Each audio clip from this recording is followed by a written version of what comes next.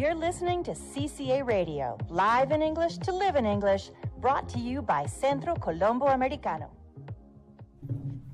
Hey, good morning and welcome to CCA Radio, brought to you by Centro Colombo Americano in Bogota, and heard and seen by you on Centro Colombo Americano Bogota's Facebook page, Habla Community Facebook page around the continent, Wednesdays from 7 to 9 p.m. on Óyeme UJTL, Saturdays 1 to 3 on Poli Radio, and soon at many other universities around the country. Pretty cool stuff. My name is Janet Van Dieren. I am the General Director of the Centro Colombo Americano here in Bogota, and sort of the leader of this table, but I'm joined by two of my three usual suspects. One of them bugged out. I don't know where the heck he is. But anyway, hey, Fabian Cruz, good morning. How are you? Good morning, Janet. I'm doing okay. We had a long weekend here in Colombia. This was a good thing. A long weekend, so in the U.S., but it was great. I rested a lot. And I'm totally looking forward to being here today in today's show. Yeah, Fabian is like the Mr. WhatsApp. He sends WhatsApp stuff all weekend. All weekend. Pedro Lutz was complaining this morning. Pedro, other than complaining about all the stuff in WhatsApp. I wasn't complaining. I should have talked with the producer. How you doing? I should have talked with the producer about. But we send some good stuff though. No, we do. Important stuff this week. I'm not complaining. Hello, Janet. Hello, Fabian. To our listeners and viewers, we have a great show lined up for you. A lot of things going on, and a special guest. She came very early. We have a special guest, and she's already sitting with us. But first, it says here in my Minute to Minute that we have a musical interlude. DJ Pau, pay attention. Do we have a musical interlude right now? It says Espacio Musical, 2 minutes. No, we don't have an espacio. I don't think. Never know.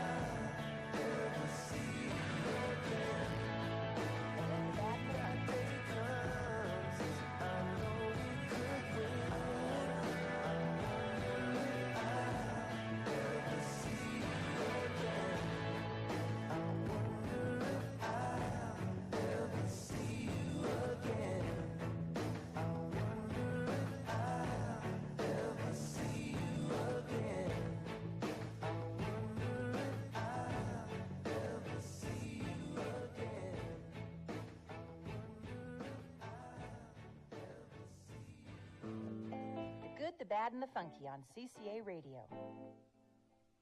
So yeah, it's time for the Good, the Bad, and the Funky. This is a way we start out with some little tidbits of interesting news, and we're going to start out with the good. Fabi, what you got for us today? Well, last week there was some news about some people trying to get to the best colleges in the U.S. Especially if they attended the STEM fair here. Exactly. Yeah. And we saw a great article on the news about a Colombian guy.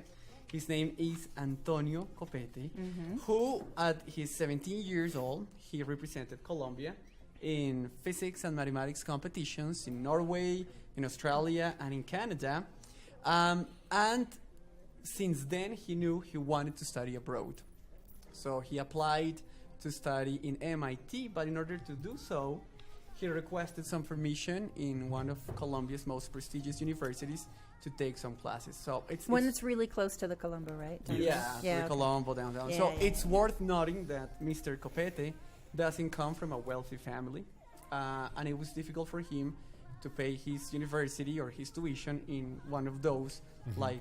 Even if you come elite. from a wealthy family, it's not easy to pay It's tuition not. at Harvard or MIT or any of the other private universities in the States. But anyway. I know. So he approached one of these elite Unless, universities. if you want to talk about the Unless, scandal, yeah, but you're- no. you're- Unless, Unless- unless your mother's a desperate housewife. There you so, go. Sorry, There you sorry, go. sorry. So, well, his mom is not a desperate housewife, or she is, but not an actress. You know. So he asked for permission at this elite university to take some classes, and they told him that it was not possible to take classes there, and they basically told him to stop dreaming. Anyways, he kept working on his dream, and he managed to graduate from MIT. And actually, like the most But not only recent- did he graduate from From MIT, he got a master's, a doctorate, got a and master's. postdoctoral work in Harvard. In So Harvard clearly he's not stupid. No. But he did this all with scholarships. With scholarships, yeah. So money was not necessary for a person who was determined to accomplish his dream. He has done great things in the world of research. He has actually worked with the research team from MIT, and he has actually also worked with the NASA. So we're very proud of him. He's one of those Colombian people who are making it abroad and who are just living a very impressive image. We like these kind of stories because obviously CCA Radio, the Centro Colombo Americano, it's a BNC, that's a binational center. And as a binational center, we have an office called Education USA. And all these kind of stories of people of Colombians that went to the U.S., this is the case. This is the case of the guy that made it big. But the Office of Education USA is always open for people who want information about how to study in the U.S., how to apply, how to get your visa, all that. It's completely free, and just come And to we a will club. never tell you to stop dreaming. We And we actually will have- never we tell We you. actually have a have a bunch. student Dreaming. in Harvard right Yes. now who's on a Who full came for ride. a- Tomas yes. Esguerra, I think his Yeah. last name is. He is at Harvard right now on a full ride. He's a and bio- he's yeah. studying neuroscience. Neuroscience. That's neuroscience, yeah. So don't tell people. I hate people who tell people to stop dreaming. And that actually is a good segue into what we're going to be talking about with our special guest in a little while. But first, let's talk about No, the but that was a bad. good news. That was Yeah. good. That was good. And Inspiring, actually, completely. it's not new news because not new, it's not Antonio Copete has been in Cambridge, Massachusetts. Not Boston, it's Cambridge, by the way. I went to Boston University, just saying. He's been in Cambridge for 20 years, so this isn't like new. Yeah. But it's still really cool, and it's cool that it's finally making the news here. Yeah. Because here in Colombia, we unfortunately tend not to talk about the good stuff. We focus a lot on the bad stuff. So let's talk about the good stuff, like Antonio Copete.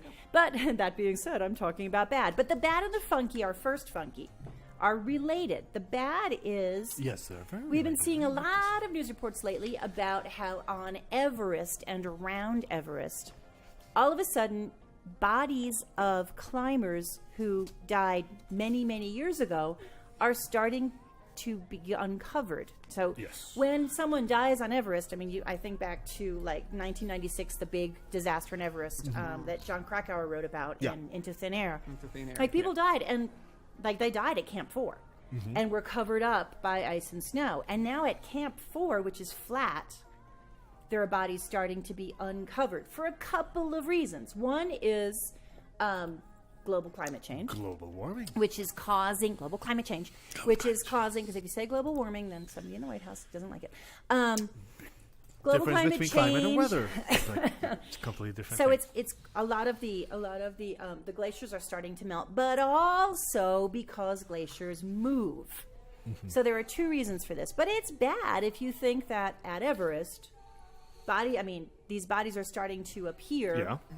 Yeah. It costs a fortune to take them down, and some of these, we were talking about There's people who a- died. There's a bunch of logistical problems to finding stuff over there or taking things down. Not Well, only bodies. Well, also because think about it. You have to get the authorities involved. Yeah. So how do you get the authorities up there to do the whole CSI deal? But that to me, I think that's kind of bad. that this is happening. Yes.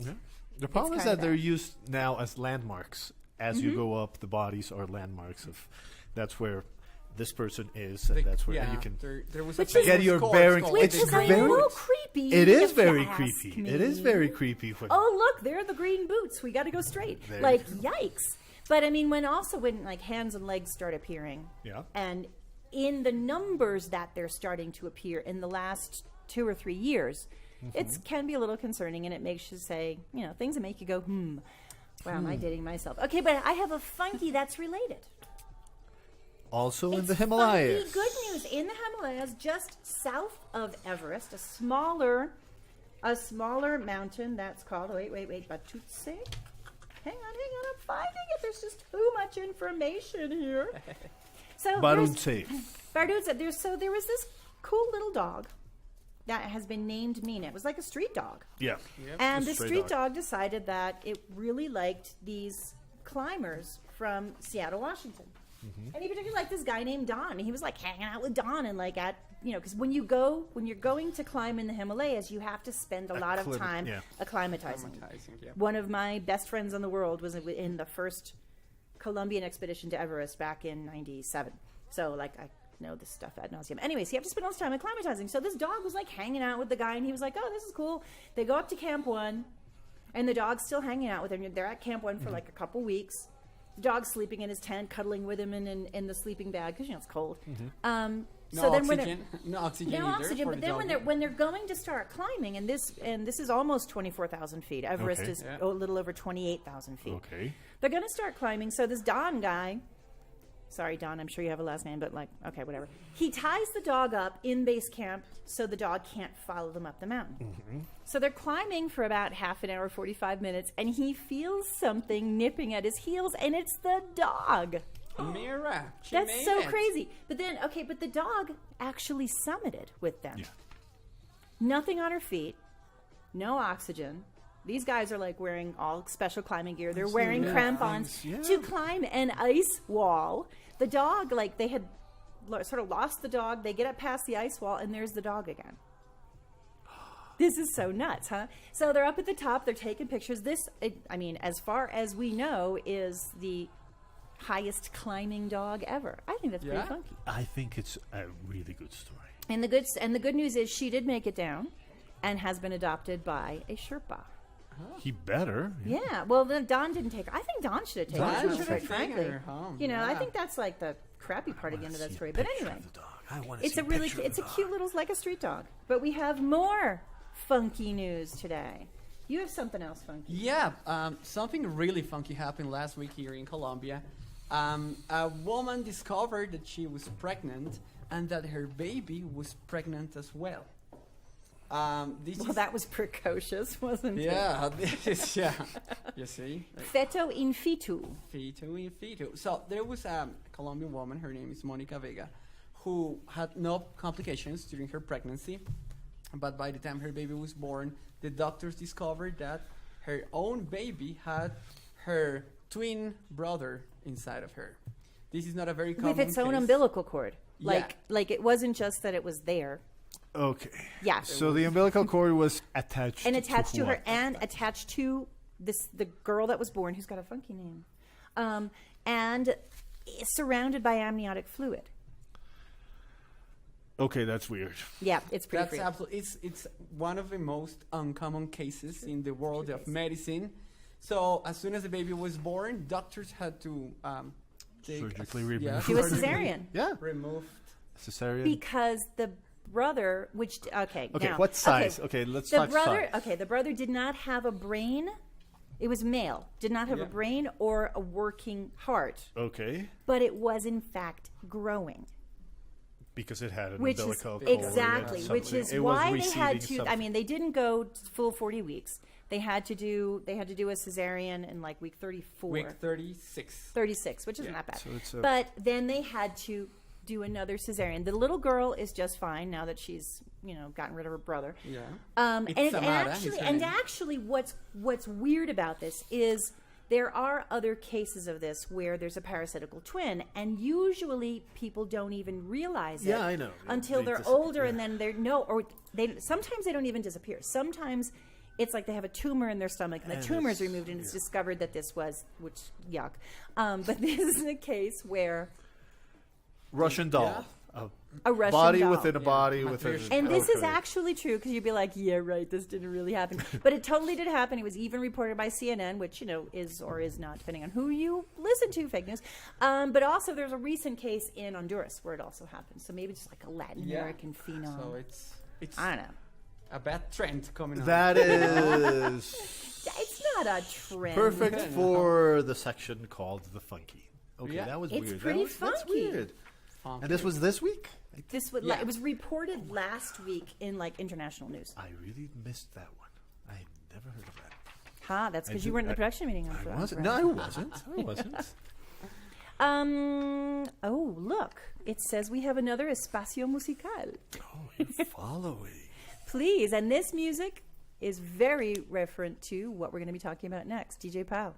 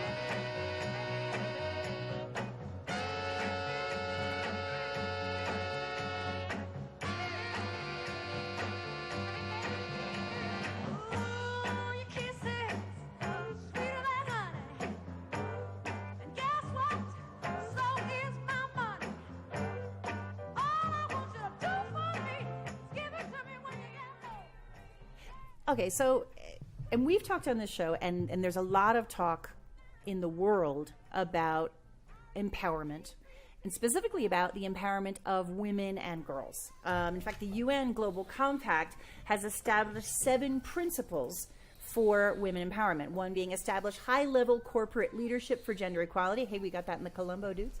Yeah. Principle 2, treat all women and men fairly at work, respect and support human rights and non-discrimination. I think we're okay on that one, on score. Principle 3, ensure the health, safety, and well-being of all women and men workers. Principle 4, promote education, training, and professional development for women. 5, implement enterprise development, supply chain, and marketing practices that empower women. So also work with women-run organizations. Correct. 6, promote equality through community initiatives and advocacy. And 7, measure and publicly report on progress to achieve gender equality. Of course, that's all part of the Global Compact from the UN. But how does that actually work in real life? So we have someone who's totally an empowered woman. Her name is Jennifer Tall. I like that introduction. Good morning. She's totally empowered. Look at her. She's empowered, man. She is. Jennifer currently is working with the U.S. Embassy as a DEA analyst. She's been with the DEA for 13 years? Or more. Or more. Okay. Okay. Anyway. She previously was in the Air Force, the U.S. Air Force. So you think military, law enforcement, those are kind of male-dominated fields. But here we have Jennifer with us to talk about how she's been empowered through those things. Good morning. Welcome. Good morning. Thank you for having me. Nice to have you with us. Tell us about when you were young. You're originally from? I'm from Arizona. From Arizona. What made you think Air Force? Honestly, it was kind of a whim. No way, really? It was, much to my parents' dismay.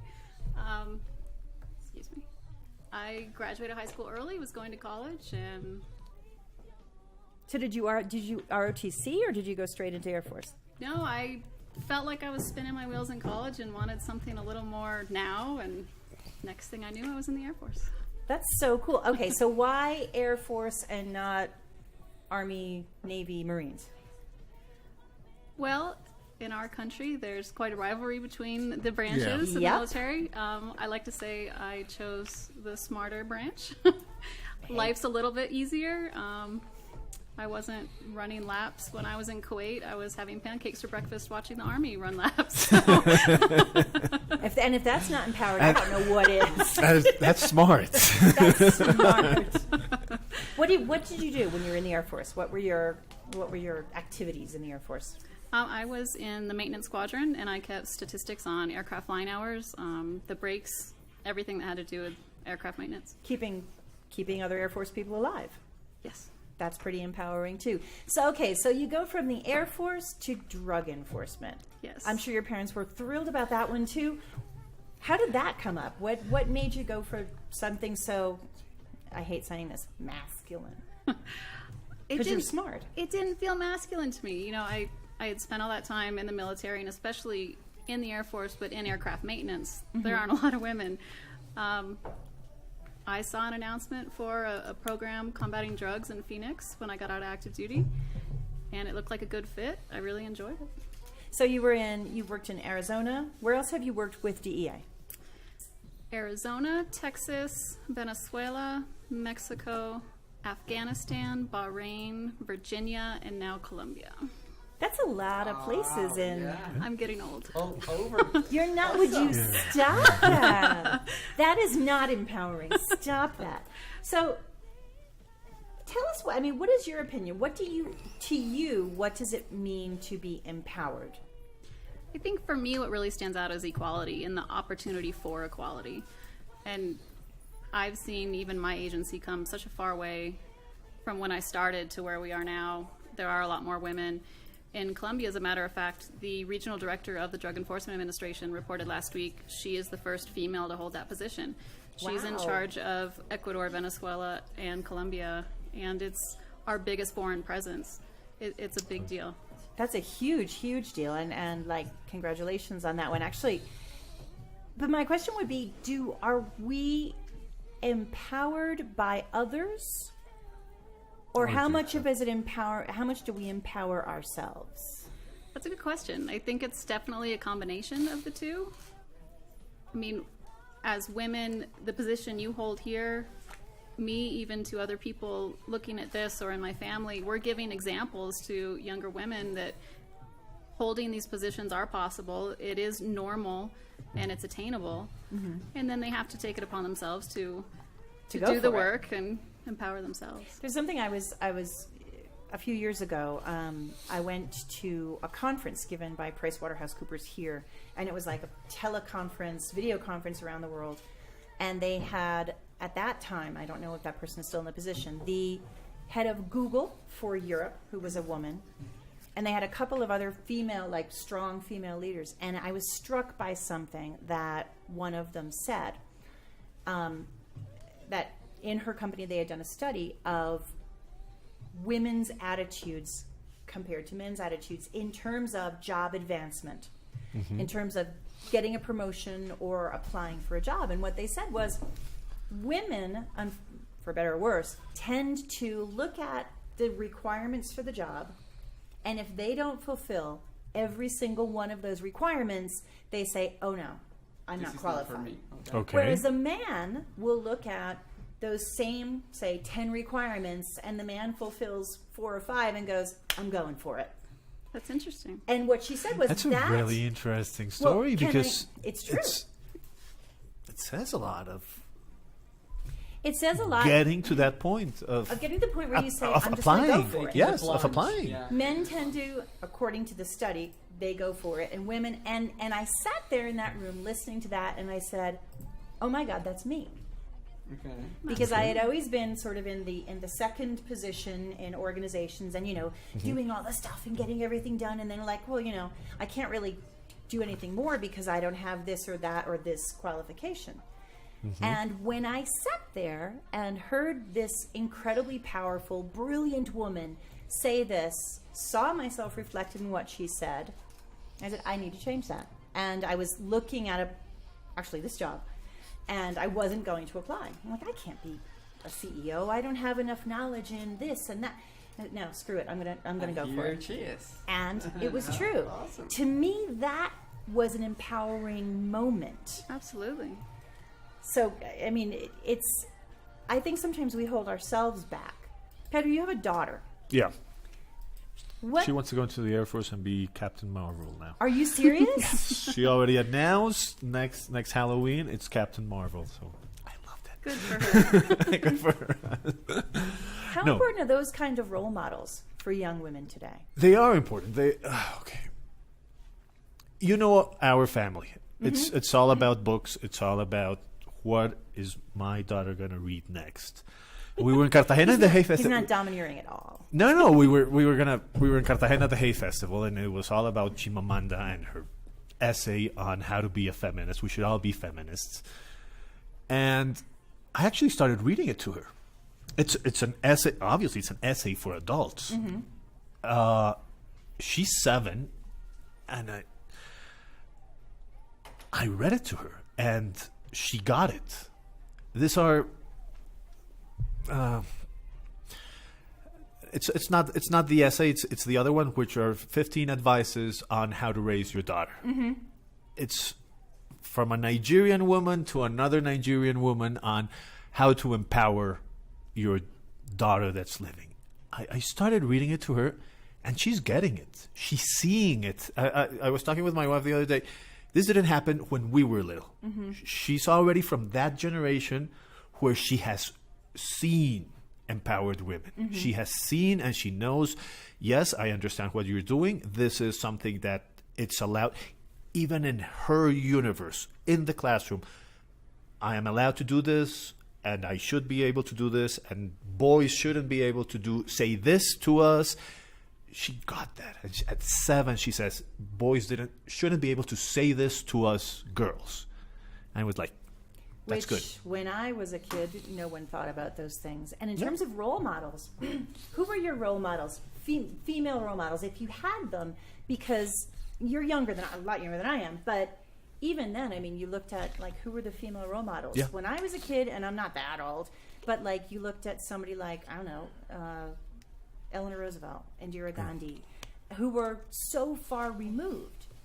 Did you have female role models? I can't think of any. I mean, I looked up to the teachers and I was in their classes, and that's probably as far as it went. As I got older, I learned about family members, and I had a great aunt that was a Rockette before she went No way, how to cool. war. She left being a Rockette in New York City to go to World War II and was a medic, and I think that's amazing. But as a young girl, I didn't know anything about that. Which is, I'm trying to think who my female role models were. I had an aunt as well who was, she was an army nurse in World War II. So it's like, that's really cool. And people didn't really talk about the roles of women in those days. And today, you look at female role models, and it seems like they're everywhere. They're everywhere. Do you think we'll ever get to a point where we don't need to talk about empowering I was women? I was gonna go there at the end, but go. I sure hope so. It's hard to see, but like you're saying, with the generations coming up underneath us, I think there's hope for that. Jennifer, there was an article, actually a couple of weeks ago, we discussed this article, and it said that only 6 countries in the world give equal opportunities to women. Those countries were Belgium, Denmark, France, Latvia, Luxembourg, and Sweden.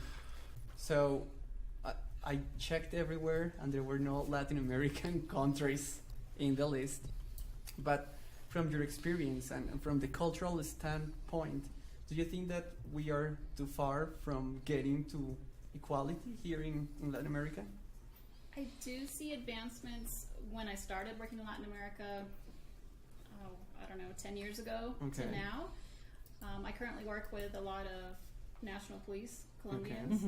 In Dajín, for example, there's a female investigator that is in charge of one of the biggest cases we have. And that's fantastic to see. And I didn't see that 10 years ago with other police from other countries that we're working with. So there's progress. There's hope at the end of it. That's great. Second, do you think that because as citizens we always rely on sort of the government telling us what to do? You know, like, okay, give equal opportunities to women. But do you think this should be like a top-down movement or a grassroots up movement? I think it has to come from both directions. Okay.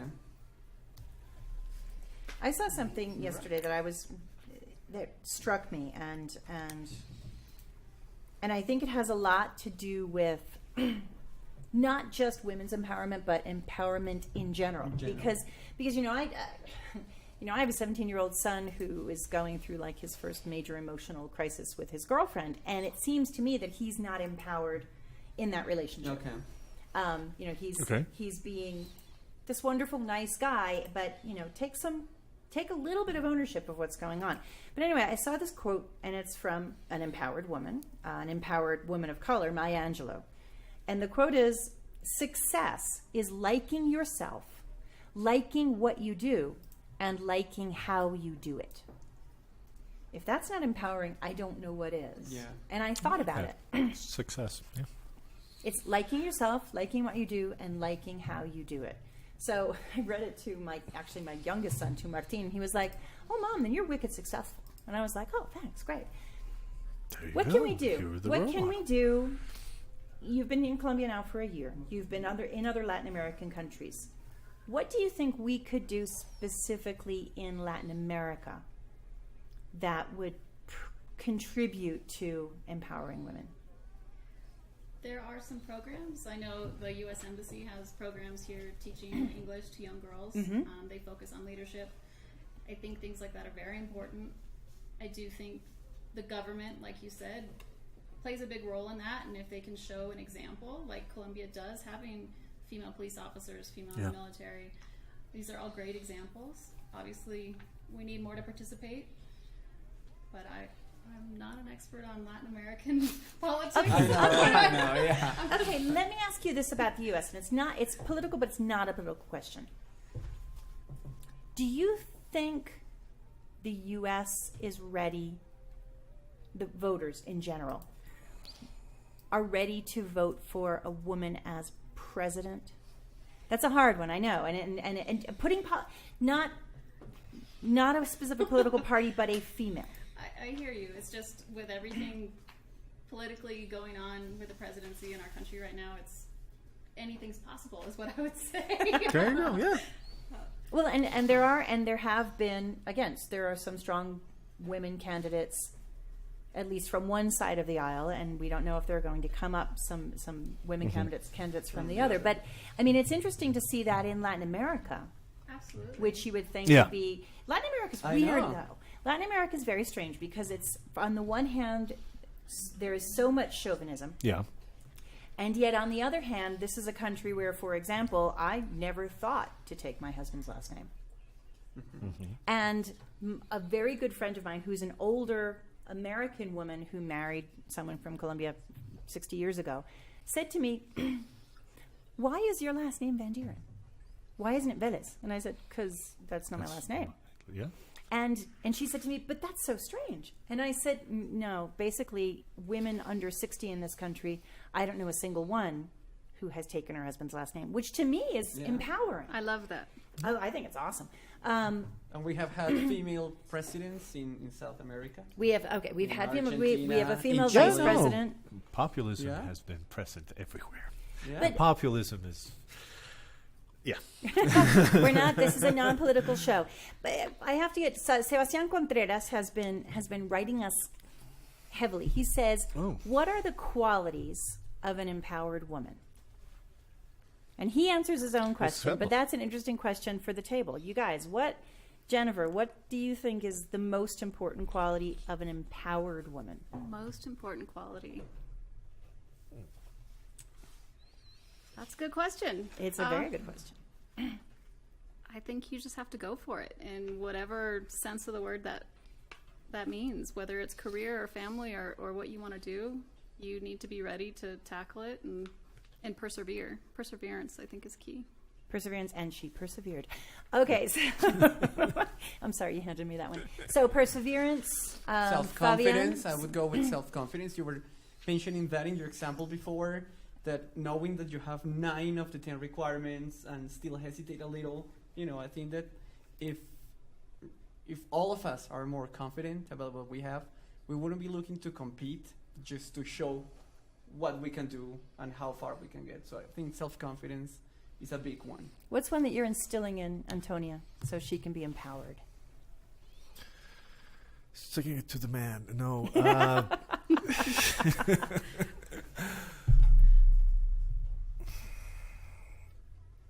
Resilience. Getting back up. She's gonna fall down. Well, it's something. When you're 7, boy or girl, you're gonna get down, but you have to get up. You have to keep doing it. Yep. They're all important. I'm kind of with you in that I think anyone is empowered. I think it's someone who is able to stick to their guns. And that's not talking about our next topic. Sticking to your guns in terms of, I've made a decision. Yeah. And I've made a decision, hopefully based on facts. Yeah. And someone comes in and tells me, no, you're wrong. Yeah. Being able to not say, oh, okay, which a couple of generations ago, women kind of did. But being able to say, you know what, we disagree and that's There cool. was a silence and invisibility because they were there but invisible. Yeah. So to me, it's a lot of it, and that comes from perseverance and self-confidence and resilience. So I've gone through all of this, and I know who I am, and I'm not going to let you bully me. Yeah, I want to stand my ground because I believe in what I have. Without becoming a bully. Absolutely. Yes. Without posing. Just See, we haven't figured it out. We've got it all figured out. Whatever you said, that's what we're Contreras, going to do. Yeah, and great actually, question. Sebastián Contreras has said to us, and this is Sebastián's definition of an empowered woman, is a woman who has high self-esteem and self-confidence, someone who has firm decisions and a clear vision of herself, looking constantly for her goals and personal improvement. A sensitive person with emotional and intellectual strength. You have described the perfect woman, Sebastián. Thank you so much, Pedro. No, I'm going to go back to Jennifer because Jennifer is here for our listeners. Jennifer is here thanks to Laura Cruz and Laura the U.S. Cruz. Embassy, who Yay, has US been Embassy. getting us the best guests once a month. Last month it was Black History Month. Jennifer is here thanks to Women's History Month, all through March. And all our guests, we always end up the interview with a lightning round. Lightning round. Uh-oh. Get ready. You I can't, can't think. You can't too think about much. the answer. It's easy. It's easy. What are you She's watching, scared. Jennifer? What are you watching? What are you binge The Americans. watching? The American. I love the Americans. Great show. Great show. What are you reading? Option B, Speaking to Resiliency. If you haven't read it, I highly recommend it. It's Sheryl Sandberg, who admits when she wrote Lean In, she was wrong. Okay. And she talks about resilience when her husband passed away suddenly with her children and raising her children. It's a fantastic book. Sheryl Sandberg is an amazing individual, and is, even with Lean In, is someone to whom I look up. What There are you you go. listening to? Always Alejandro Fernandez. He's a favorite. It's the Mexico connection. I can't help it. Sublime. Led Okay. Zeppelin. And What are you obsessing about? Learning this region. All right. Travel. Always. traveling, and you've done a lot of traveling around Colombia so far. I've seen quite a bit. I think my favorite so far was Valle de Cocora. Oh, It's gorgeous. beautiful, Absolutely yeah. beautiful. That's actually, like, I figure I'm getting old when I retire. I want to retire to Quindío. There you It's go. awesome. Weather, It's so beautiful. food, yeah. And it's landscapes. and okay, tell me the Palma de Cera isn't amazing. It's so There you beautiful. go. She's got good Gorgeous. taste. We like this woman. You can come back, you empowered woman. There you go. Thank you very much for having me. Thank you for And joining I'm us. gonna Thanks to buy the option embassy. B Thanks for to the Laura Cruz. for the library. I was looking at it. Good recommendation. There See, you that's go. why we do this. This was Jennifer Tall, and let's have some music. Some of them men think they freak this like we do, but no, they don't. They respect, come at their neck. Disrespect us, no they won't. Boy, don't even try to touch this. Boy, this beat is crazy. This is how they made me. Houston, Texas, baby. This goes out to all the girls up in the club, rocking the ladies. Who will buy it for themselves and get more money later? I think they need a problem. None of these niggas play me. I'm so good with this. I remind you I'm so good with this. Boy, I'm just playing. Come here, baby. Hope you still like me if you pay me. My persuasion can build a nation. Endless power. Our love we can devour. You'll do anything for me. Who run the world? Girls. Who run the world? Girls. Who run the world? Girls. Who run the world? Girls. Who run the world? Girls. Who run this mother?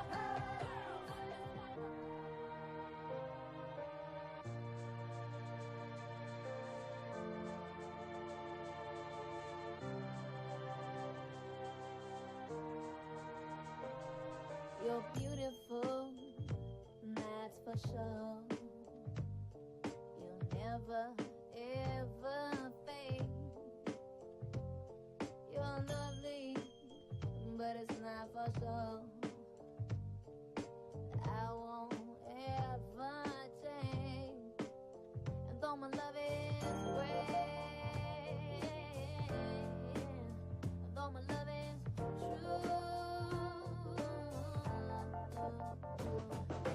I'm like the bird, I only fly away. I don't know where my soul is. I don't know where my home is. And baby, all I need to do. Well, during our pre-production meeting, we were talking about Mira, this wonderful dog who summited one of the tallest mountains, highest mountains here in the world. And we were talking about pets a little bit. Janet is more a cat kind of person, aren't you? But because I've always been more of a cat person, and I take umbrage. No, umbrage. I don't get angry, but I find it annoying when people are like, "Oh, cats aren't affectionate. Cats aren't." That's BS.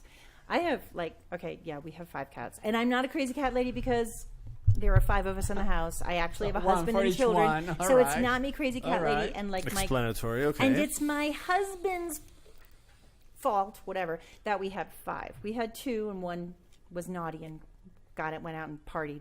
And, well, Came had back 3 babies, and 3 my days later. husband was the one who said we had to keep the babies. And like I get home from work, and the 5 cats come running, and they like follow me around the house. They do. and They do. So, I have one you now. have a cat I have now. one now. Cats are becoming big in Colombia. They didn't It's- used I to know. But we were just talking about dogs in malls. That's Yeah. new too. We didn't used to have The pet-friendly thing. I The haven't pet-friendly seen- thing I is- haven't seen. cats in Unfortunately, malls it's one yet. of those. One mall did it. The rest No, better. Yeah. do But you it. know just what? followed it Because too. the pet-friendly thing, and like, don't crucify me out there.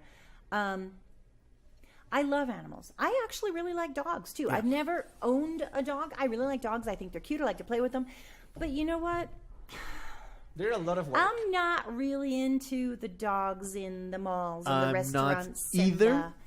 But But the whole idea that they are doing this, and I'm stretching it, so that owners don't leave the dogs inside of the car with a little thing of the window open. Okay. I'm stretching In it. that- That's okay. Okay. that's how they are trying That's to as far as explain. you can That's get. that's how they're trying to explain it. But Why I'm they're I'm doing with so. Janet of Yeah. nah, I'm not, I didn't Well- come to the mall for this. There is. well, okay, and I will confess, and especially our downtown branch on Saturdays, because there are a lot of kids there. People Yeah. would bring Yeah. their pets in to the building, and I Yeah. don't crucify me. I did away with it because you know your dog and you love your dog, and your dog is probably a really great dog. But what happens to the person who is allergic? Yeah. What happens when your dog, no matter how well behaved he or she is, has an accident? What happens when your dog is there and someone's little kid who doesn't really know much about dogs grabs the dog or steps on the dog, and dogs and cats will react. They will react, Absolutely. yes. So I have an issue with Yeah, that. absolutely. And if you see here in all the problems we're describing, the problem are not dogs per se, but pet owners. Correct. I So agree. Yes. I agree. today we have an expert on the topic. Her name is Joanna Roa. She's an expert on canine psychology, and she's gonna give us some tips about how to raise dogs. Okay. So let's listen to her. Hi, I'm gonna talk about my brand is Post Rock. I'm Joanna Roa. I studied at two universities here in Bogota. I'm a business administrator, but I decided to change the course of my life because I have a passion for dogs. So I decided 2 years ago to go to Spain to study in a school called Educan. Educan is a school where you can learn dog training. So I went there, and I went there because in Educan they have a special methodology that is called cognitive and emotional. It is a very good way to train dogs because it is nothing aggressive. Cognitive emotional is like saying that your dog thinks and love you. Because dog thinks as dogs, not as us, but they do think and they feel love. Of course, they love you. So there are three basic things about this methodology. The first one is that each dog is treated as an individual. I mean, it doesn't matter the breed of the dog because every dog has its own learning process. For example, you can train a dog to go to the potty, and a dog can take 3 sessions to do it, and another dog can take 6 sessions, and they are dogs from the same breed. So that's why we treat each dog as an individual. We look for boosting its motors, neuronal motors and emotional motors, as I said, because they think and love you. And the most important thing, our priority, is the wellness of the dog. So that means that it's going to be rules for them. It's going to be a teamwork because it is necessary, the owner and the dog, to work as a teamwork. And it's going to be fun for the dog, not something that he's going to be boring about. So the important for all of this, for the cognitive and emotional, is making the dog a competent individual in its social group. Okay, so that's pretty interesting because there are those. I mean, she's talking about dogs as individuals. She's talking Exactly. about that dogs actually can feel love. And yet there are many who say, no, we shouldn't anthropomorphize animals, that Yeah. we shouldn't apply human characteristics to dogs or cats or monkeys or dolphins. Yeah. And she's saying something very, very different. And she's saying that dogs truly are individuals. Yes. Yeah. So, and that was recorded. How did you meet Joanna? Well, Joanna is a student from the Colombo. She's currently in a Challenge 2 course downtown. She's studying with amazing teacher, Lady Bernal. Who? And- I wonder who that lady was. You know, she's an amazing teacher. An amazing, Amazing. empowered, You know, empowered beautiful, female very teacher. nice, you know. Anyways, they were having this discussion in class, and I really like what she said. Each dog should be treated as an individual case. So if you feel that everybody's taking their dog to the mall and wonder, hey, I should do the same just because everyone is doing, well, Joanna just told us to analyze our dog, get to know him better, and then make decisions about what he can't, or shouldn't do. Okay, let me ask you this. Did Joanna mention this thing about putting clothes on dogs? No, she didn't say anything about it, Oh but my it would God, be that's- interesting to ask her, you know? Putting clothes on dogs. I know. You know, there's a shopping mall, not this one. There's another shopping mall that I sometimes frequent in the north of Bogota, that there's a whole store that the only thing they sell Yeah. is costumes Clothing. for dogs. Yeah. Costumes are clothing. They're It's like costumes. They're costumes. They're not clothing. Yikes. And they're not cheap either, you know. But that means that as a society we're investing more time, attention, money on our dogs, and a great way to invest is learning how to educate, how to train, and how to relate with your pet. And if you want to learn more, read the book called Inside of a Dog: What Dogs See, Smell, and Know. It's available here at the Colombo Library. It's really good. I actually read it when it came And you out. don't even have a dog. It's really good. I used to, and okay. this is really good. Yes, not humanizing dogs, Mm-hmm. and dogs will behave as dogs, and what they see, what they smell, what they know about their surroundings. It's really interesting. It's pretty fascinating. Yes. It is. But who was it? Was it Oscar Wilde? Because he was always the one with the pithy quotes. The more I get to know men, the more I like my dog. Yeah. There you go. Oscar Wilde. And on that note, DJ Pow, do you have some music for us?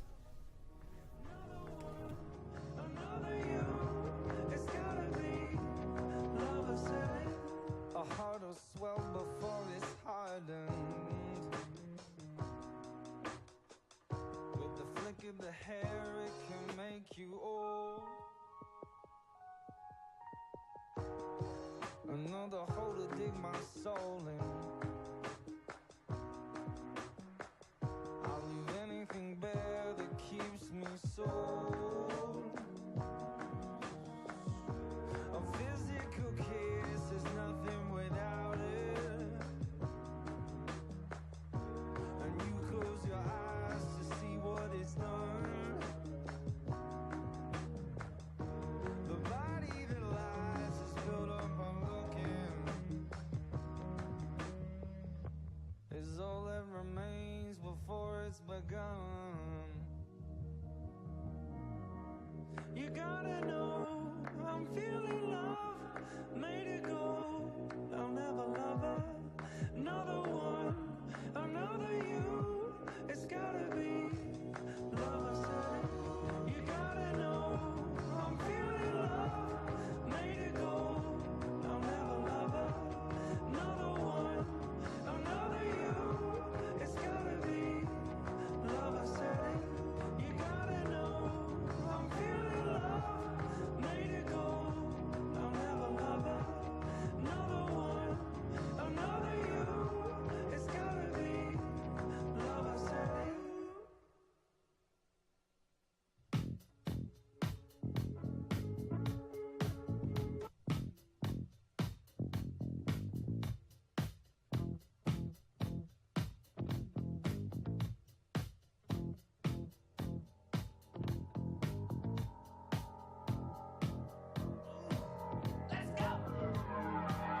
Walks further down the street with the people way down low.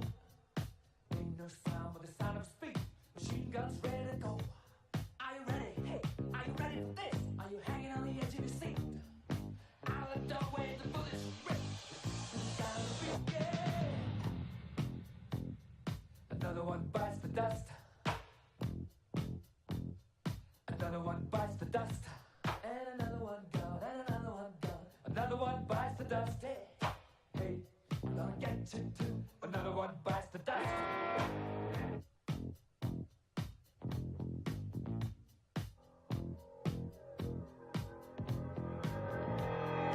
How do you think I'm gonna get along without you when you're gone?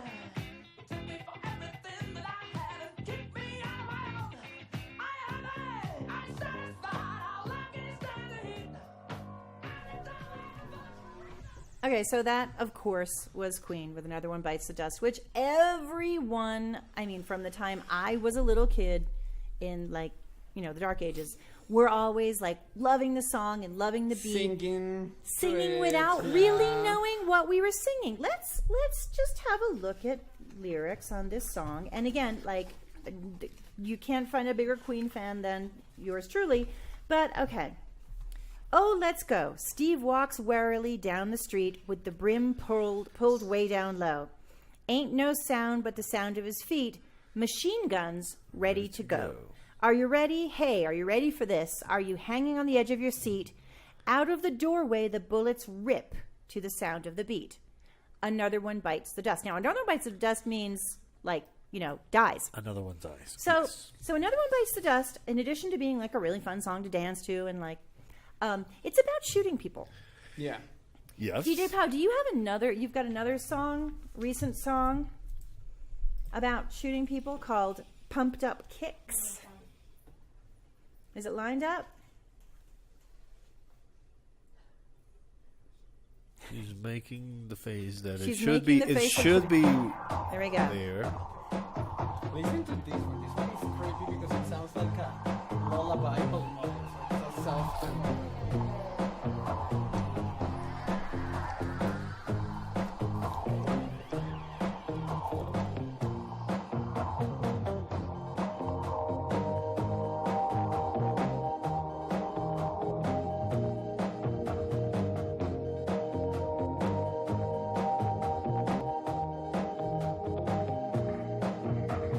Rob's got a quick hand. He's looking around the room. He won't tell you his plans. Got a rolled cigarette hanging out his mouth. He's a cowboy kid. Yeah, from a six-shooter gun. In his dad's closet, with a box of fun things I don't even know what. But he's coming for you. Yeah, he's coming for you.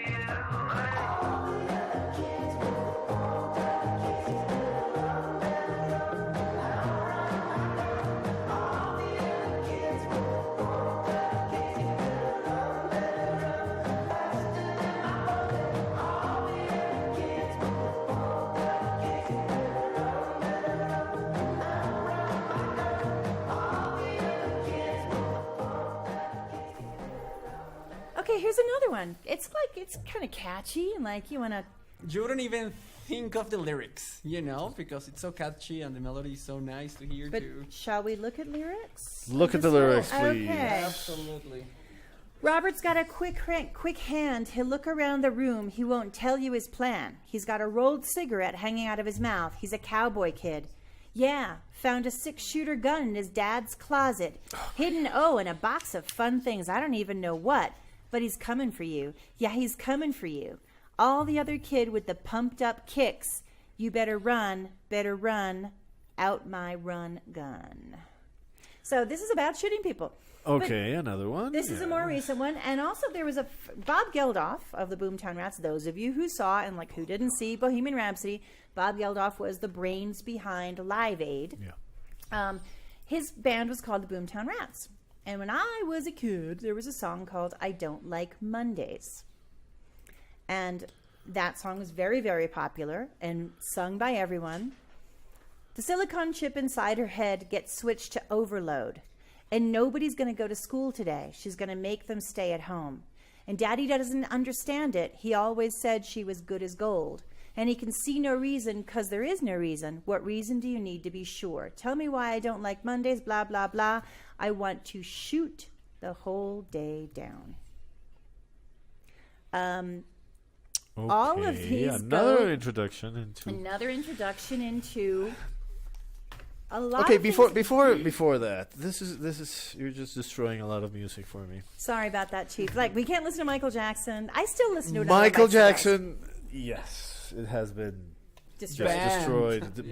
Banned, completely banned. It has been erased from my playlists. I did it over the weekend, and Okay. I finished watching Leaving Neverland. Oh my God, the second part is even as good as the first one. It's more upsetting. More shocking. Yeah, because it's the consequences, The the consequences. aftermath, the aftermath years later. Something like we're going to talk. Which is a great transition to what we're going to talk about. And when he talks about what happens years after the actual event, things keep happening. If you guys have been paying attention to the news in the past 4 or 5 days, there have been 3 different stories about 3 different aftermaths of shootings, of school shootings. Last week we got the news of Sydney Aiello, who is a 19-year-old young woman who graduated from Marjorie Stoneman Douglas High School in Parkland last year, a couple of months after the February 14th shooting that took 17 student lives. 17 lives, Yes. mostly students and some administrators. Yeah. Well, Sydney took her own life last week. Sydney had been diagnosed with post-traumatic stress disorder from the incident. Survivors. One of her best friends was killed in the incident. She had survivor's guilt, Survivors. which is a frightening thing. I mean, Yeah. why did I survive and they didn't? So you feel guilty about it. Yeah. She had real trouble going to her university classes because she was afraid to be inside a classroom. This young woman took her own life.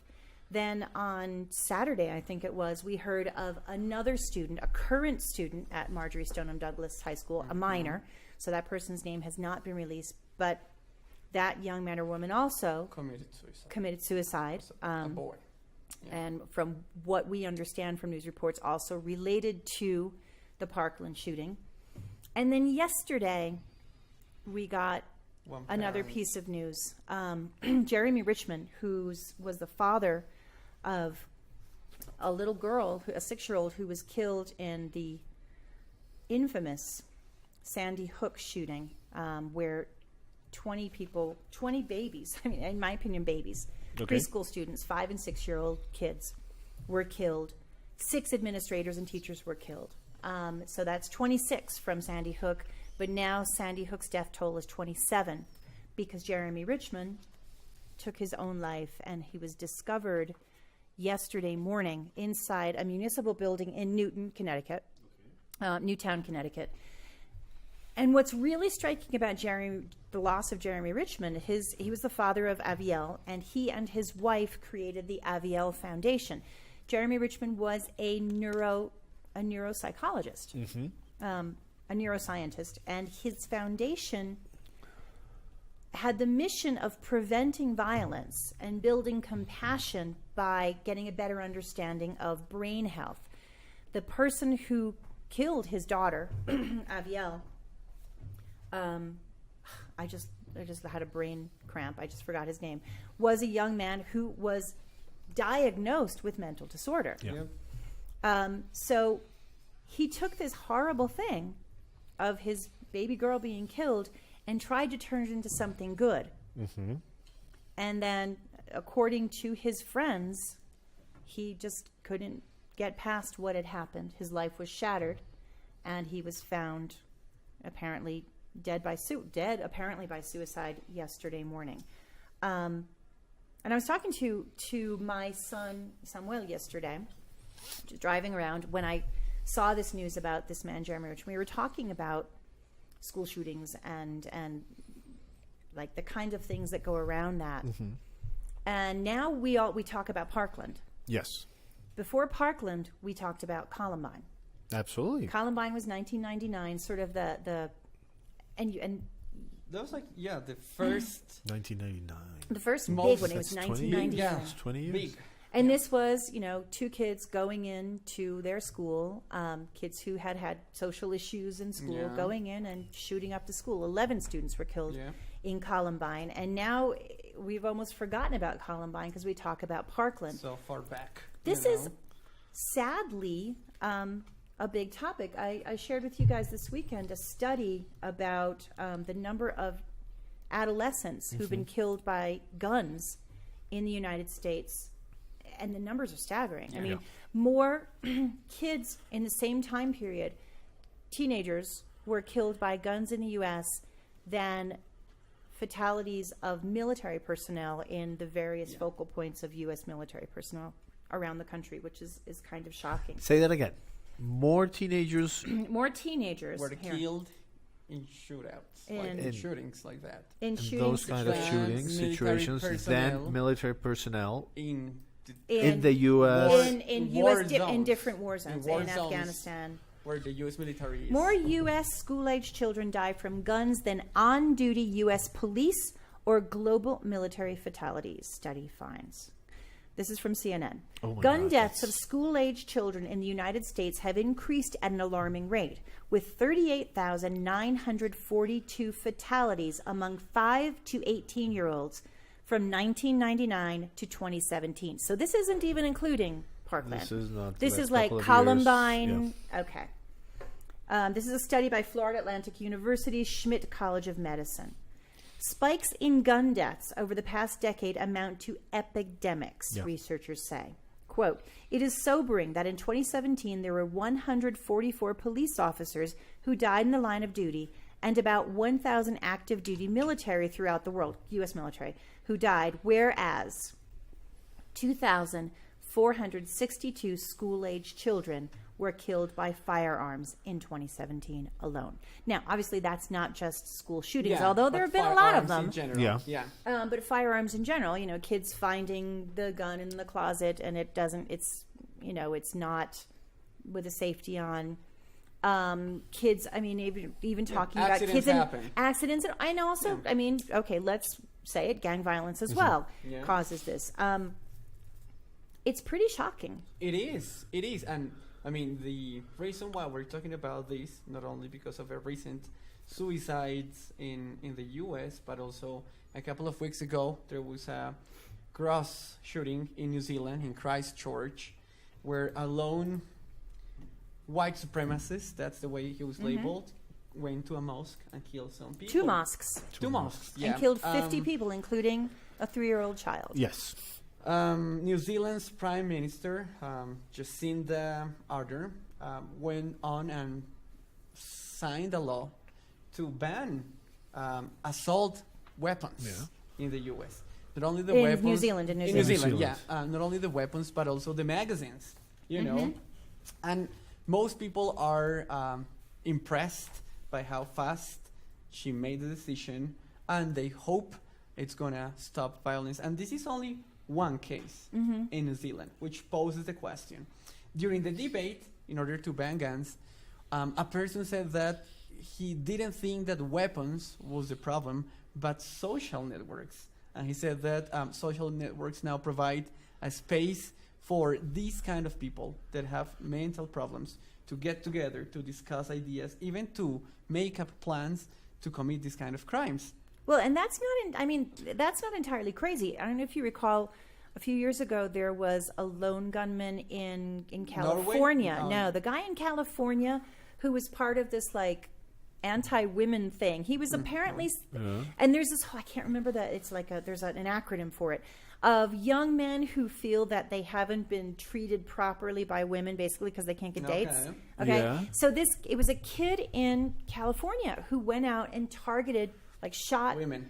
young women, attractive young women, and part of his the whole thing that built him up to that is, yes, there are social networks of people who are either white supremacists, like the guy in New Zealand, this guy, I can't remember what they're called, young men who have this There's an thing. acronym for There's that, an acronym for it, and they sort of do egg each other on in terms of what can, and there are whole fantasy sites about what I would do. And now there are those who don't act, who fantasize and don't act, but then there's that lone whack job. Yeah.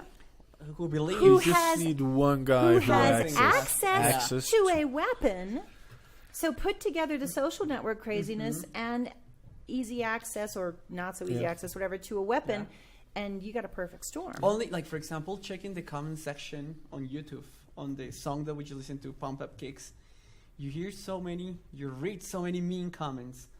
Oh, this is the quiet boy in my school. I hope he doesn't shoot us tomorrow.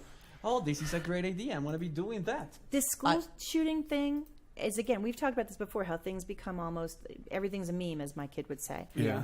When before Columbine, there was an expression that was, oh no, he's going to go postal. He's going to go postal. Because in the 80s and 90s, I don't even know how many there were, but there were several incidences of postal workers in the United States shooting up post offices. So the expression was, he's going to go postal. Yes. And when you talk about, yes, a lot of people are really have a lot of admiration for what happened in New Zealand in terms of 6 days, and they were able to ban assault weapons. And buy them from their owners. That went But up to... keep in mind that the New Zealand Constitution doesn't have what the U.S. Constitution has in terms of the Second Amendment. So Yes, no, It's it was not that easier. easy. It was easier for the Prime Minister of New And there Zealand are only to 4.6 million people in New Zealand. and Yep. it's- Yep, yep, yep. What is admirable from her is that speech she gave Yes. about not naming the shooter, because one of the things he wanted the most was to be- notoriety. Yeah, Uh-huh. to be remembered. And I love her speech was, I will never name him. He will remain nameless. Yeah. And- Because this is one of the things that gets them going, and on the internet it gets going, and there's an aura of things growing. So shocking. He's alive though. Many times is. And he these mass decided to shooters kill defend themselves. And he decided to defend himself. So he dispatched the lawyer he had been assigned, and he's now going to be his own lawyer. Okay. But going back to, okay, this shooting that happened in New Zealand Yes. just happened. 50 people were killed. The shooting a few years ago in Las Vegas, like 55 people were killed, 200 years injured. ago, yeah. The shootings, the big shootings that happened in that nightclub in California about 4 or 5 months ago. Yeah. In Brazil, we had one. The school 3 shooting in weeks Brazil 3 weeks ago. Yes. You wonder down the line. Yep. So we've had these casualties, but down the line, what are the additional effects? There is a very interesting article in the magazine The New Yorker. It's actually not new, it's from 2015.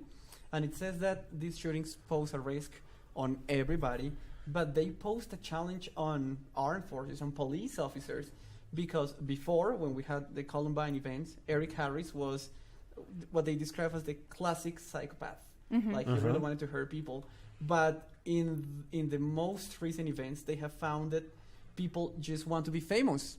Yes. So they're not angry at the world. They don't have a history of being mistreated or being molested or having violence in their families, but they just want that 15 minutes of fame. exactly. Yes. And they do it in the worst of ways. They describe a case in this article that happened in Minnesota where a boy was arrested in a Minimax storage unit, and he had weapons to blow up the entire school, And when they asked him why he wanted to do that, he said, I just want to go down in history as the #1 killer. Okay. So how scary is this? That I want to be famous, and the way I'm going to be famous is by killing people. Yeah. I'm throwing it out here. Yeah. Back then. My kids play Black Ops. Okay. And actually, there was a joke in my house yesterday. My husband was like, "Oh, let's buy a sound bar for the big TV." I'm like, "What? So we can hear the gunshots louder?" How much of an influence? And this is a conversation that's going on for a while in the world. Even Is from Columbine. TV? Yes. I'm a big Game of Thrones fan. How many people have we seen get killed in various disgusting ways on Game of Thrones? TV, video games. Is it Music, not? which is is all music. Too. music? How is the concept of taking someone's life? What does that mean? It has lost. then to people? Yeah. Like, sadly, Like, I have trouble killing spiders. You know. it seems like life has lost its sense, its respect for some of these people who were committing these crimes, and they don't even pay attention to individual cases, but to numbers. They want to have a stack of dead people. How messed up is that? In this article at The New Yorker, the police officers described the person they found as a very kind person. They went on to ask him, like, okay, why are you going to do this? And that's when he told them, like, I want to do this because I want to go down in history as the most serious killer here. But this kid wasn't a sociopath? No, he wasn't. He had never reported any cases of violence. He had never been bullied. He came from a family who loved him and respected That's a him. problem. But That's the problem. sociopaths aren't people identify them. Sociopaths are not Yeah. necessarily people who've suffered violence. Sociopaths are born. Yeah. I mean, look at like a Ted Bundy. Ted Bundy Yeah. didn't have a history of abuse or anything. He just was a sociopath. Yeah. Yeah, his parents were impressed, when the police went home and said, hey, we have your kid. He said, Impressed "What- in the not good what, way. What was he doing? Yeah, impressed, like shocked that he would be doing that. When the police asked him, "Hey, your sister goes to the same school as you go. Aren't you afraid you're gonna kill her?" He's like, "Oh no, I'm gonna shoot her and my parents beforehand." Oh, so they want to suffer. Okay, but that talking about the parents brings us to another thing. When you think about, okay, in this case, Jeremy Richmond, who was a parent of someone who was killed, but then sometimes think about the parents of the perpetrators. Yeah. Now, in the case of the kid in Parkland, the kid who shot up Marjorie Stoneham Douglas, this was a kid whose father had died many years before. His mother had recently died of cancer. So this was kind of a messed up kid. So Yeah. his parents weren't around to say, "Oh my God, what did we do?" But you think of other parents, and there was recently there was a book by Lionel Shriver called "We Have to Talk About Kevin." Yes. It was a book that was then became a film, and the film Is really good. it's well, Tilda Swinton, who's in everything, plays the mother Yes. of a school shooter. And it examines the mother. I did not see the film. Can you tell us about the film, Pedro? I'll give you a little bit of background because of Lionel Shriver, because she is going to be here in Bogota for the International Book Festival, and we're going to have her. We're going to At have the the Colombo. honor of having her at the Great. Colombo, so we'll hear about her next month in April. The story behind We Need to Talk About Kevin is a little bit of what we have been talking. It's a fictional. It's a novel. First things first. It's a novel about killing in a school by Similar a to kid. a Columbine Yes, type similar to a film. Columbine kind of thing. And the thing is, it's narrates the relationship between the mother and the kid since he was really small. Of should she had more alerts on his behavior, should she had paid more attention of how she treated animals, how he was sociably awkward and things like that. And then it jumps into the aftermath Okay. of what it is to be the mother of A shooter. the kid. I just remembered the guy in in Sandy Hook, Adam Lanza. Yeah. Sorry. Okay. Yep. There is a TED talk. It's given by Sue Klebold. I think is the pronunciation of her last name. Her son was a Columbine shooter, Okay. and she explains that her son indeed suffered from bipolar disorder, but that she never saw it coming, and it showed how much it changed her life. She says that every time she walks into a room, she apologizes to people. Wow. And people Yeah. go like, "Why are you apologizing for?" And then she explains. She says that she has received hatred from many people. Of course. She has received forgiveness from many other people too. But she feels it's her duty to go out and explain that there are kids that need help and that these things could be prevented if there is more conversation, one-on-one conversation with kids to know what they're planning to do and how this could be stopped. In the film Yeah. and in the novel, We Need to Talk About Kevin. Is the mother blamed, or I mean, how is the mother seen? The thing is, okay. I want to ruin it for all of you Ruin it. because at the end, she wants her kid to see her as the mom. He hates her, and throughout the book, it's hatred, and she has, as all moms do, poured everything into raising this kid, good or bad, but she But did she it. She tried spent her best. so much. She did everything for him. And at the end, he is in jail across the table, and he has a little bit of regret and "I'm sorry, Mom," and he just breaks down. And that's all she wanted. She wanted to see that there was still that connection, but it's really well built on the he just makes fun of her throughout. Before the incident, after the incident, you did nothing. You're nothing to me.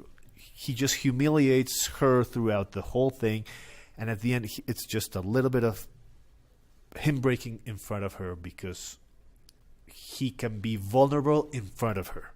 Okay. He has this whole thing built up, and it's only in front of her that he breaks down. Okay. And that's sort of the ending. Wow. There's another movie on the same theme. It's called Rudderless. It was released in 2014. And it's actually the opposite because in that case, the shooter commits suicide. And then his father finds a box of tapes where his kid wrote songs. And it's him actually getting to meet his son. Not Yeah. the shooter, Yeah, but yeah. his son, Of course, and this has happened to many of the parents of people who have killed other kids. But his life is ruined. He gets down, he gets depressed, he starts drinking. But at the end, he discovers his son and gets to love him again despite what he did.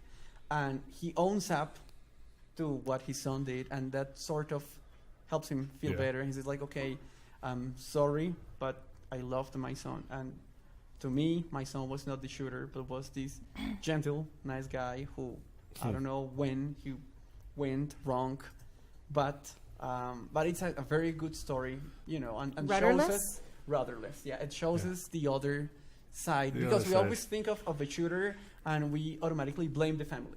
Hey, what happened there? Well, we talked about should last be paying week. Yeah. attention. It's the family's fault. Exactly. It's the Where are family's their fault. parents there?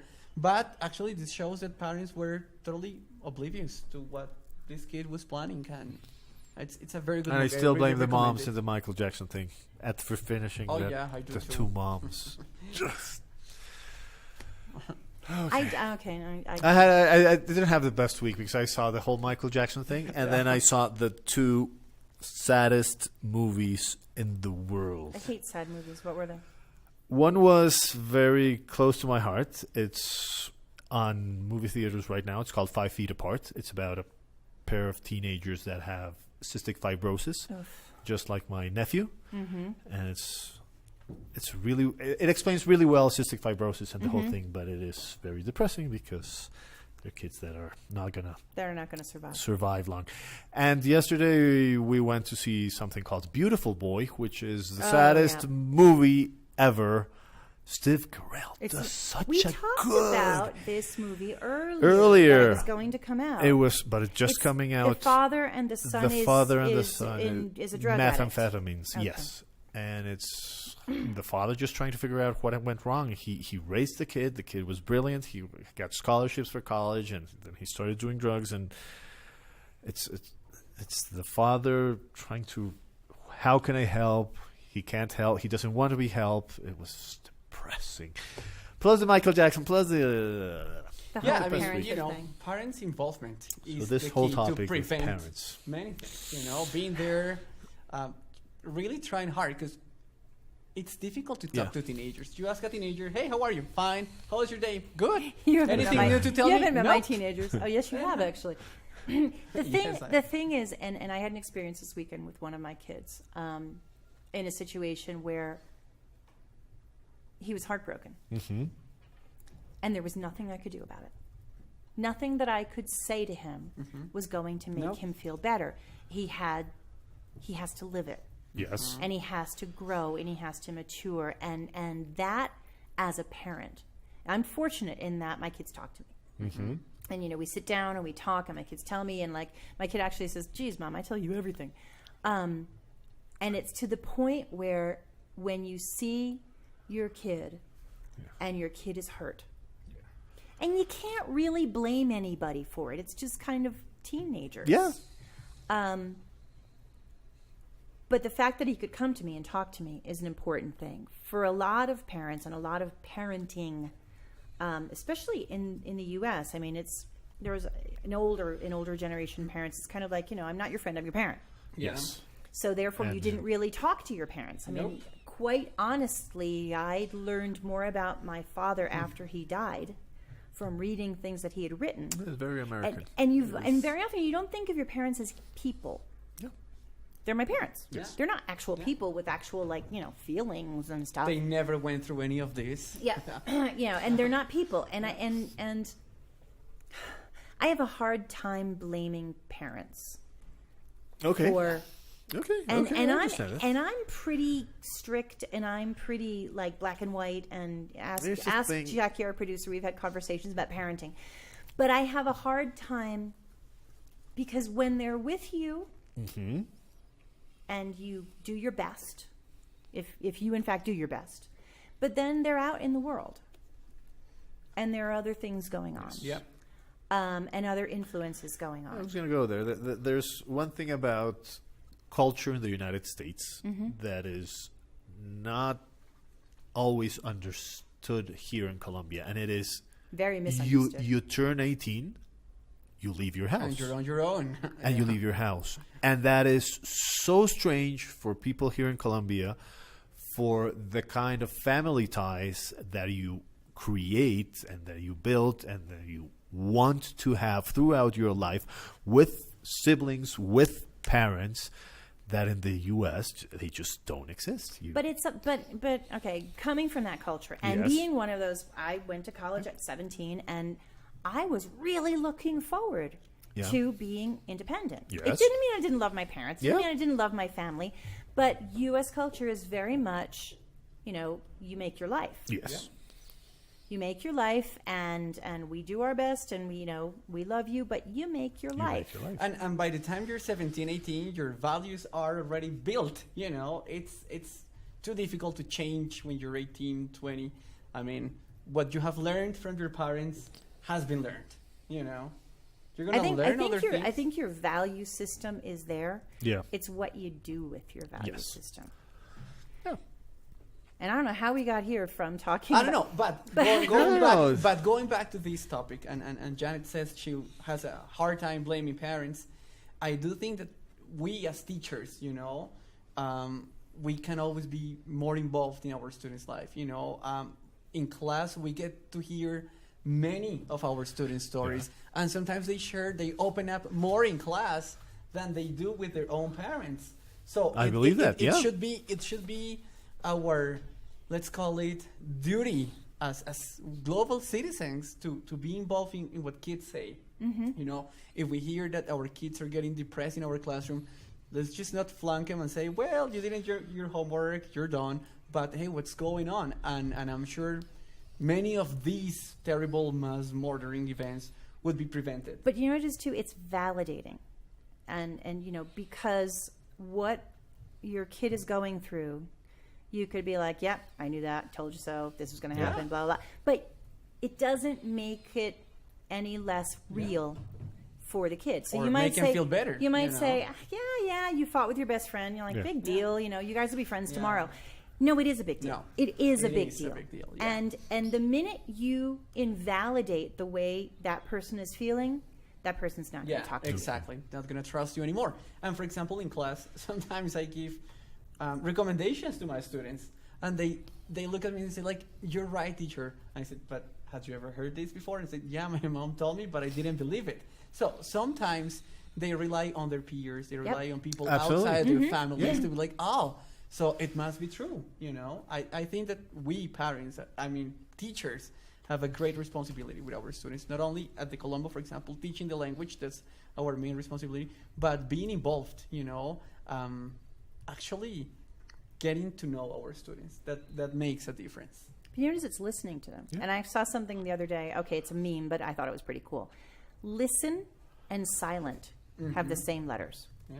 Oh my goodness, I hadn't thought about that. Sometimes, It's true. yeah. I mean, sometimes you just shut up and listen. And even though, my teenager will be talking to me and he'll be saying things and I'm like, oh God, don't be so dramatic. But I say it inside my head. Yeah. I don't say it to him. Yeah. Because you don't belittle him. Yeah, no, that's true. no, Great. and that's important. And Yeah. and when you talk about the teenagers, and we have to talk about Kevin, Yeah. and the relationship he had with his mom. Sometimes it's if you shut up and listen, and let them You could talk. accomplish a lot, just by listening, being there. To watch the movie before we get the author in here. We do. We need and read the book. Do we have the book? Yes, we do. We have the book. Again, that is what's her name? Lionel Shriver Lionel Shriver, who will be here in about a month. in April. Yes, And can talk to us yes. about the Not only process of that, writing but this book. all of her novels. She has several novels after that. Yes. So, again, every action has a reaction. And the Everything that happens, there are consequences. consequences. And the consequences can take years to And surface, and we can see. and every life counts. I mean, sadly, there have been numbers. You mentioned some staggering numbers of Staggering dead numbers. people, but they're not statistics. They're people who actually died, and each one meant a lot. But also those of us who have people in our class, every life matters. So let's listen to them. Sometimes they need to be listened. I agree. Let's listen to some music. Before I knew what it was, so the pills on your table, fear unrequited love. But I would be nothing without you holding me up. Now I'm strong enough for both of us, both of us, both of us, both of us. I am a giant. Stand up on my shoulders, tell me what you see. I am a giant. We'll be breaking borders underneath our feet. I am a giant. Oh, I am a giant. Don't hide your emotions. You can throw down your guard. You're free from the notion we can be who we are. You taught me something, that freedom is ours. It was you who taught me living this, togetherness, togetherness, togetherness. I am a giant. Stand up on my shoulders, tell me what you see. I am a giant. We'll be breaking borders underneath our feet. I am a giant. Oh, I am a giant. Gonna shake the weight in the dirt underneath me. Gonna shake the weight in the dirt underneath me. Gonna shake, throw the weight in the dirt, yeah. Gonna shake, throw the weight in the dirt, yeah. Gonna shake, throw the weight in the dirt, yeah. Gonna shake, throw the weight in the dirt, yeah.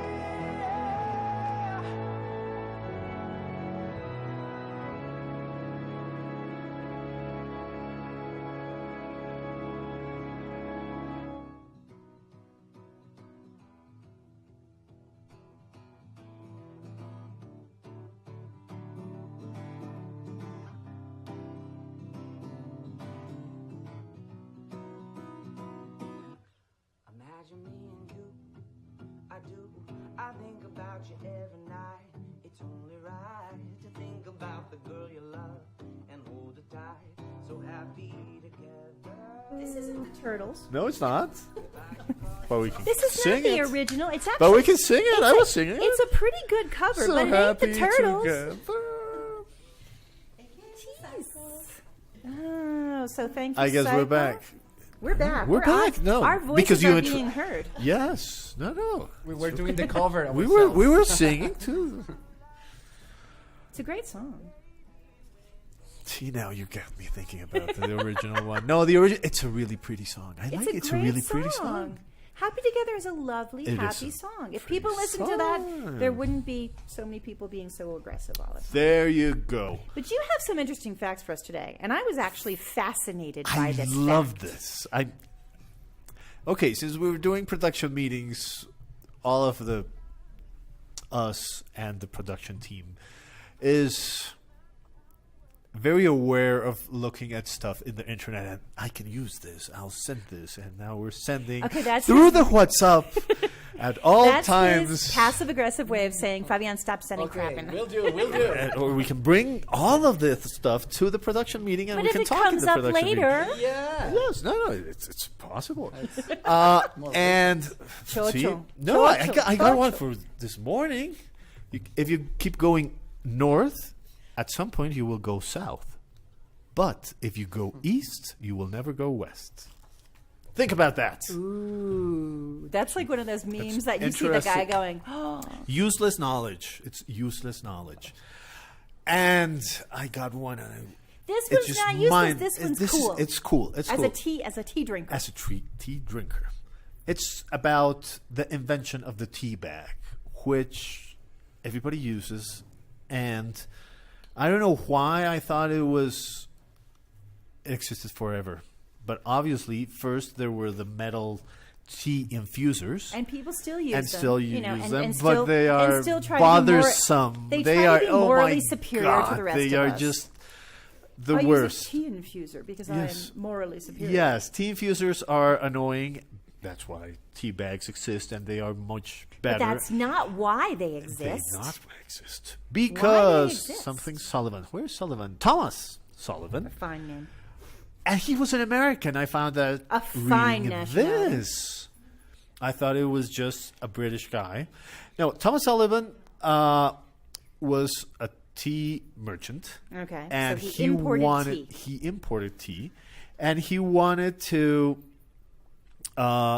give out samples of the new batches of tea that he had gotten, and he created this. Try our new Earl Grey. There you go. Yeah. Okay. He created this small silk bags with samples, and he sent them away to his usual buyers. But the silk bags, ostensibly, you were supposed to open the bag, put the tea in your tea Yes. infuser, and make the tea, not use the bag. What I find fascinating is that more than one person opened this and saw the tea bag and said, "Oh, you're supposed to put it inside of the cup." Because it wasn't just one person that, "Oh, this is a good idea. You should keep doing this." It was a bunch of people It was doing just a bunch of people. He got a lot of They thought that's responses what it and was answers for. like, "Oh, I want more of your tea bags." And we're like, "Wow, I'm up to something." It was an accidental It was discovery. accident. I love accidental discoveries. So we have to thank Thomas Sullivan for creating the tea bag. And now all people that love drinking tea should thank Thomas Do you know how Sullivan. many tea bags I go through in my house in a day? In my house, we drink iced tea made from tea bags. From tea bags. Yes. So each gallon of iced tea is 8 tea bags. Yes, We go through 2 gallons of iced tea a day in my house. I believe that. So we buy a lot of tea bags. I So Thomas Sullivan is the dude. He's like my new he's- role model. There you go. No, I love tea. I'm a big tea drinker as well. It's the best way to remind me of my sitting down with my grandmother. We used to drink tea. Since I was very little, I drank You tea. drink tea with your grandmother? I would drink. We did tea parties, and Aw. she got the good cookies out, and we had tea. And It was all about the cookies. it was all about the cookies, but I drink tea. And I hanging like- out with your grandmother. and hanging out with her grandmother. That's So pretty Thomas Sullivan made us all a favor. Chapeau, Thomas. Yes, Sullivan. because I hate tea infusers, and that was the other part of this story that They're messy. they're messy. They're And they're bothersome, pretentious. yes, and people that they don't put your tea in a bag or buy your tea with bags. Yeah. That was my interesting Interesting fact. fact for the for day. today. Hey, I sent you a bunch of interesting facts. I know you did. Ha.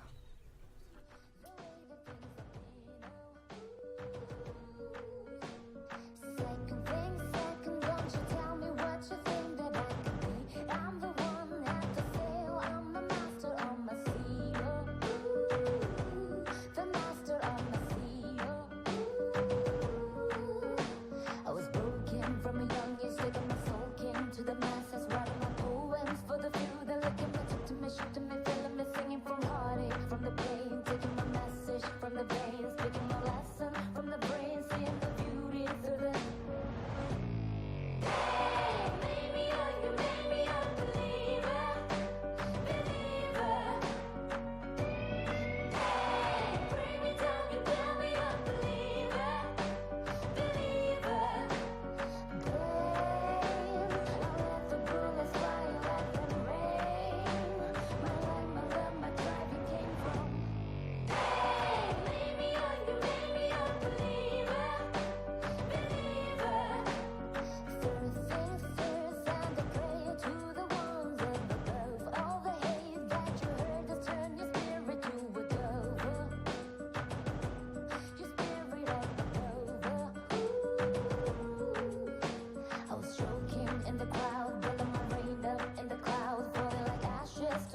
down. Hoping my feelings they would drown, but they never did. Definitely driven and flowing, inhibited, limited till it broke up and it rained down. It rained down. Hey, maybe I'm a believer, believer. Hey, bring me down, you tell me I'm believer, believer. Then I let the bullets fly like them rain. My life, my tribe you came from. Hey, maybe I'm a believer, believer.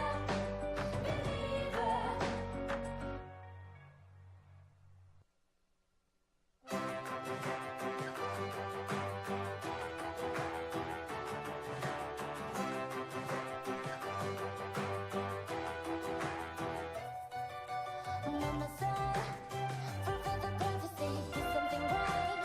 Go make a CCA Radio is dazed and confused. All right, so we come to one of my favorite sessions in this show, which is Dazed and Confused. And today I want to do it a little bit differently. Okay? Uh-oh. Okay. We found 30 English words that are readily known to most people. That are rarely known? Yeah. Okay. People don't really know what they mean. Okay. And I want to quiz you too. Oh, Okay. man. If you know the meaning I have a cheat sheet. I will of look. those words. Okay. I know you do, okay? So I'm going to be asking you, I'm going to give you the word and then tell me what you think it means. Some of them are easy because they're similar to Spanish, Oh, okay. but some of them are complicated. Okay. So I'm going to begin with agelast. Agelast. With a T at the end? Yes, agelast. Can I have a vowel? Age last. Give us a hint. Give us a hint. Yes. It has nothing to do with age. Okay. Okay. And it's serious people could relate to this word. Serious people. Yeah, very serious. Being solemn, stoic. being stoic. Okay, getting there. Age last. Not talking a lot. Actually, it's a person who doesn't laugh. A person who There are people who never don't laugh? laughs. Yeah, there you go. You know. Are they just jerks or like? No. Okay, That- no, go back. The spelling is A-G-E-L. Agelast. Oh my God, age last. Yeah, but it's I not had never heard age, of that. But agelast. Okay. What So, 0 for me. about what about Zero for me. Caruncle? Huh? Caruncle. Caruncle. It sounds like car uncle, but the stress is on the first. Caruncle. It's on the Sounds like first. something gets stuck at the bottom of a boat and that's a barnacle. It's barnacle. Okay. Caruncle. Caruncle. It's in your body. There you go. That's my hint. Caruncle? It's in your body. There's a lot of things in your Yeah, body. there you go. Bottom us of a- your feet. Give us a better hint. It's Gross. in your head. It's in your Caruncle. face. It's in your face. It's a Caruncle. zit. It's No. Caruncle is another way to say nose. Nope, it's not. It's actually the triangular pink area at the corner of your eyes. Ew. No. That thing that like, Okay, that now on girls' mascara gets stuck in. that Okay. one, some Yeah. Oh, goop gross. gets there. how do you say You're that in right. Spanish? That's a lagri. That's lacrimal. Lacrimal. Or urgis is what you would call it. Okay, in urgis, Spanish. that's an ugly word. Urgis, Okay, yeah. next. Urgis. All right. 0 for What about- okay, Janet We are and 0 for this one. looking me. at this. This one is for our modern generations. An apple pick. Apple pick? Apple pick. Is that like cherry picking? Apple pick. Apple Apple pick. It's It when you means- choose between an iPhone 7 or 8. Okay. pick. So you're taking pick as in choosing. picking. But there's another entry from For pick. an apple pick? Pick the thing that you used when you climbed Mount Everest, going back to the beginning of the show. Oh, okay. A Could be. pick? Actually, an apple pick is a person who steals someone's iPhone. All right. Oh, that's Pickpocket. not a real word. Apple pick. That's a new, yeah. That's not It a real is. word. Okay, no. I don't count that as That a, one's I- not- that That's one's not a not- 0 yes. for us. Okay, next. Okay, something that I am. I'm a millionaire. A millionaire. Nil, as Nil. in no money. Nil. Nil. Yeah, No millionaire. Millionaire Yeah. is somebody who's not a millionaire. There Or you a go. billionaire, like Or even what's her 100-aire. face? What's her face? Self-made billionaire. Kendall. One of the Jenners, one Yes. of the Kardashian Oh, yeah. sisters. Yes. Except she's not a Kardashian. Billionaire. She's Anymore. the other ones. Yeah. Yeah, it's someone having little or no money. Pedro was Oh, boo-hoo. mentioning the tea bag discovery, and that was actually a serendipity. Serendipity, yes. Serendipity, Serendipity, that's you know, an that's easy word. that- It's that's when a word you something know. happens like Yes. porque It's ajá. by chance. Accidentally. So And accidental. finding something good without looking If for something it. is serendipitous, It's finding something good. It's It is. something It's good, like by whoa, chance, By by chance. luck. That's Yes. not such a hard one. Osculator. Osculator. Osculator. It's osculating. The osculator oscillates through. Osculator. Osculator. It's a little bit connected to the Latin root of the word. So in Spanish, Oscura. but Oscuras. no, like osculo. Osculo. Yeah, osculator. It is the machine that measures Osculation. osculation. Osculation. Well, actually, it's one who loves or is loved. You know, osculo in That's Spanish an means ugly, but it's not a kiss. pretty word. It's like Okay, an icky osculation word. is. Say that again. It sounds a little. I gotta say, it sounds a little dirty. Osculator. Yes, it's Osculator. But in Spanish, a synonym of beso, kiss, is ósculo. You know. So, there you go. I don't like that Yeah, word. she's saying yeah. Yeah, look it up. Uy, dame un ósculo. I would never want it. Sounds awful. Osculo. Okay, no. Yeah, there you go. Okay, what about this one? Now that They we're were talking osculating. about It sounds like you love. should be arrested for that. Osculating is not a pretty word. Calipigian. Calipigian. Calipigian. C-A. Calypgian. C-A. It would be pronounced Calypgian. Calypgian? C-A. Yeah, because, okay. C-A-L-L. L-L. Calypgian. I-P-Y-G-I-A-N. G-I-A. I already looked at it because I looked to see how it was pronounced. Calipigian. Kardashian. Yeah, there you go. That's Kardashian. Beyonce. Great. Cardi B. So Okay. what would it be, Pedro? All your examples were women. Yeah. Yes. And what's particular about these Those women? They are particular very women. famous. For their Money. No. Again, Kim Kardashian. In their physique. Beyonce. Oh, Cardi really? B. There's a word for that. There Yes, there's a is. word for that. Calipigian. And it's not Kardashian. Yes. No, it's not So, Kardashian. Calypgian. Calypgian. Okay, so I'm quoting here. What's the origin of the word? I want to see the root of idea. all this. I don't know, maybe Calypso had a big butt. I don't Maybe know. Calypso did. So yes, Calypso is having a Large, round protuberance. Botox. What about Oxter? O-X-T-E-R. Oxter. Part of your body too. Oxter. I broke tailbone? I broke my oxter when I. Ooh, oxter, part of your body. Where? The other one was really weird. The pink thing in the eye. Upper body. Upper body. Upper body. Oxter. Oxter. Oxter. Not your head. O-X-T-E-R. It's the little thing Anatomy. here at the top of your ribs that's like a. No? Oh no. Okay. It's actually your armpit. A synonym of armpit. Oxter. That's actually a nicer word than okay. armpit. Oxter. But also you call that your underarm. Underarm. I've seen this word a couple of times. Metanoia. With a TH? Nope. M-E-T-A. N-O-I. Meta. Metanoia. Okay. And then Noia. Noia. Go back to Noia. Meta. N-O-I-A. Meta. Meta- To Noia. Noia, it's a literature term meaning. Or, yeah, there you go. It's a. I metanoia. actually saw this in a couple of books. That's why. Really? You know, Yeah, metanoia. yeah. Yeah, it's a literature term. I know. I've seen the word. But what does it It's mean? used in literature. It means a spiritual transformation. Isn't that like an epiphany? Kind of, but an epiphany, epiphany is something is- sudden that changes your mind. But and this it's means but an it's a epiphany process. can be is life spiritual. changing. Yeah. Saint But- Paul had an epiphany. It was spiritual. Yeah, but it happened right there. Metanoia, But you this know, one that's- means a process too. Oh, this is more of a process. This isn't like It's an a instant one. spiritual process to transform. So this is a yourself. long epiphany. Yes. Okay. Tittle.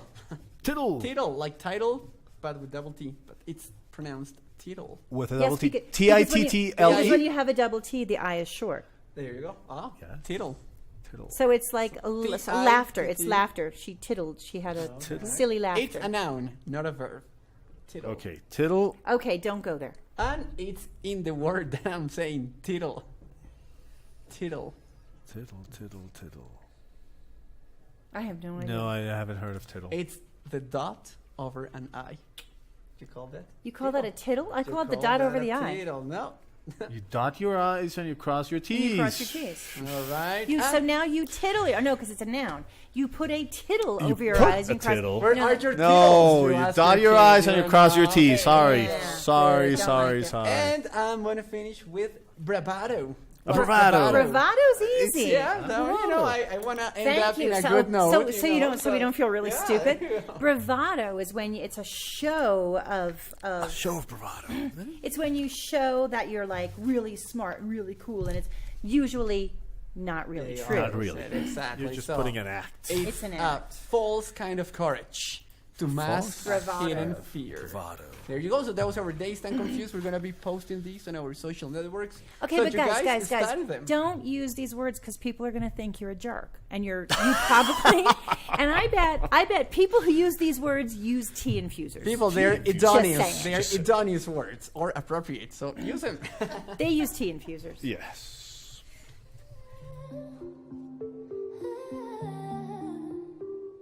You've been running around, running around, running around, throwing that dirt all on my name. 'Cause you knew that I knew that I knew that I'd call you up. You've been going around, going around, going around everybody in LA.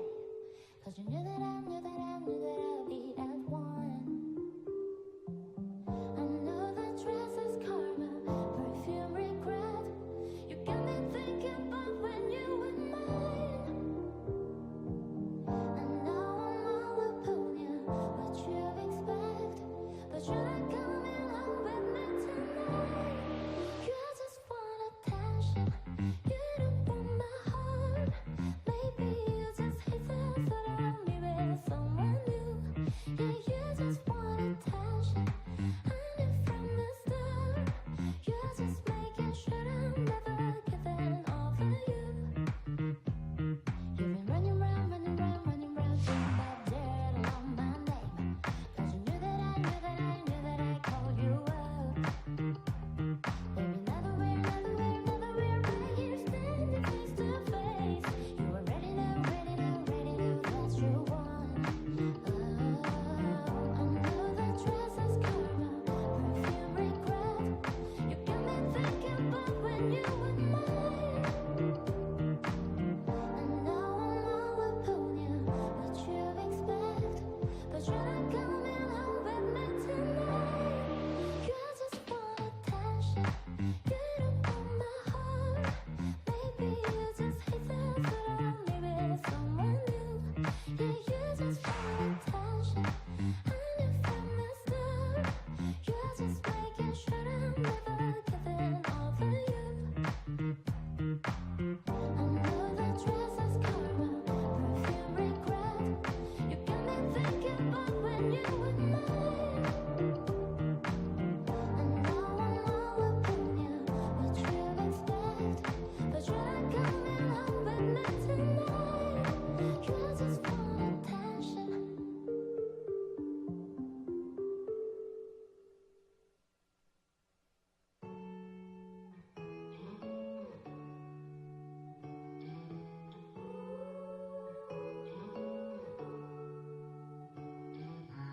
When I was young, I fell in love. We used to hold hands, man, that was enough.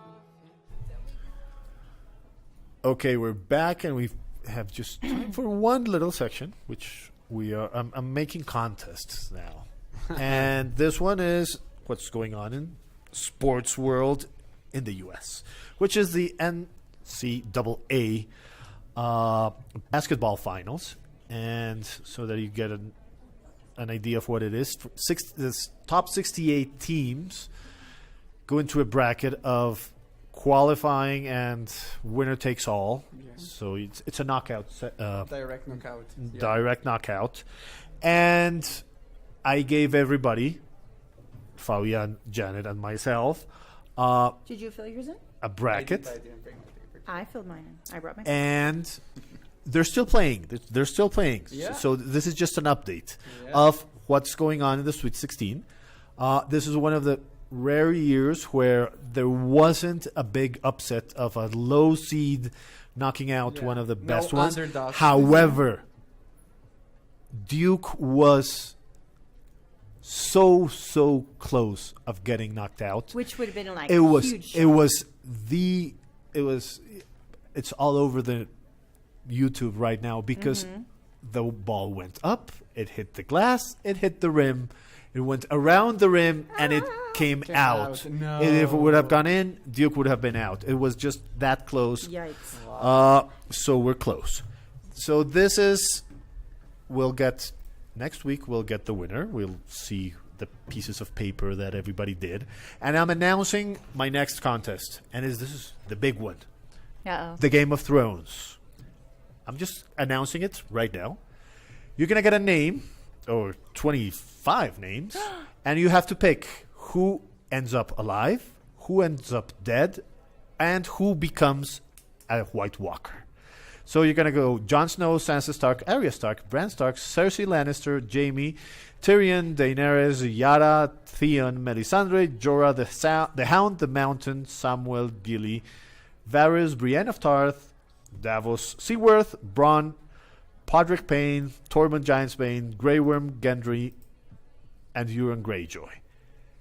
And I'm gonna give a piece of paper for everybody. You're gonna check who do you think ends up the final season of Game of Thrones, alive, dead, or during the season becomes a White Walker. And then there's bonus questions at the Wait, end. do they become White Walkers or do they become zombies? Because White Walkers, Zombies. zombies. Because the White Walkers is like the king. Technicality, yes. It's not it's a big difference. Yeah, it's a huge And thing. they're It's a ghouls, huge not zombies. They're difference. ghouls. But they're White not. Walkers convert humans into ghouls. Are they not called zombies. ghouls in the Yes. book? Yeah. I don't remember They're that. ghoulish, But yes. the White Walkers are like the guys with the Night King turns Craster's babies into White Walkers. Yes. That's why a lot of the White Walkers are Gilly's brothers. All I know is they're gonna have to run into certain people. And is Uncle Benjen become a ghoul? No. There's the explanation why Benjen is not the Because ghoul. yeah, but it was because of the magic of the wall. Yes. The wall's gone now, baby. God. Hey, you know what? Okay, this is And this there's is gonna be bad three. because- There's gonna be three bonus questions. One is Daenerys pregnant? 2, who kills the Night King? And number 3, who holds the Iron Throne at the end? Those are bonus.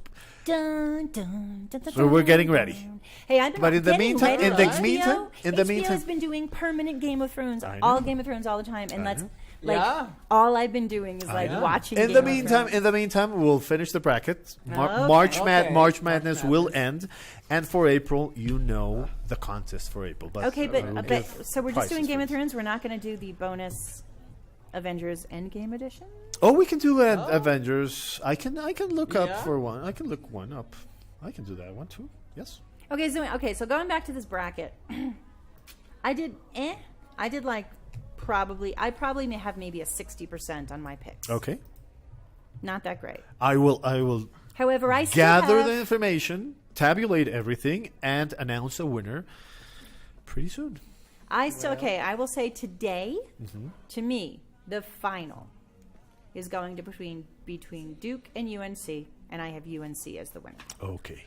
You called it today. That's what I'm calling today. Fabian. And I'm going for the Final. final with Purdue. If they and Duke. Duke. Yeah, Okay. Duke and Purdue. And who's your winner? Duke. If they I came can't back, remember. I have you a know, piece of from paper in my that bag, game. and I want to go back to Yeah. that one. I'll announce that one. Okay. So that's The see? show. 12:01. We're finished perfect. right Oh my on gosh. time. Right. And okay, we might say thank you to Psycho today, but we're not saying thank you to Facebook because, yes, I just want to announce we pay for our musical rights. And somebody keeps pulling us down on our musical rights. Whoever you are, stop it. Because we paid for Psycho. Thank you very much to Psycho for taking our money. Thanks to They my are. usual suspects, Fabian Cruz and Pedro Lutz. Daniel Valderrama is not with us today, and we don't know how long he's going to be with us, actually. Thanks to our production team, Jackie Carrillo, DJ Pau, Daniela, and And Gilbert, Gilbert, who who's is sitting now there. sleeping on the chair instead of at the master. This is CCA Radio. We're out of here. See you next week. Bye. Bye-bye.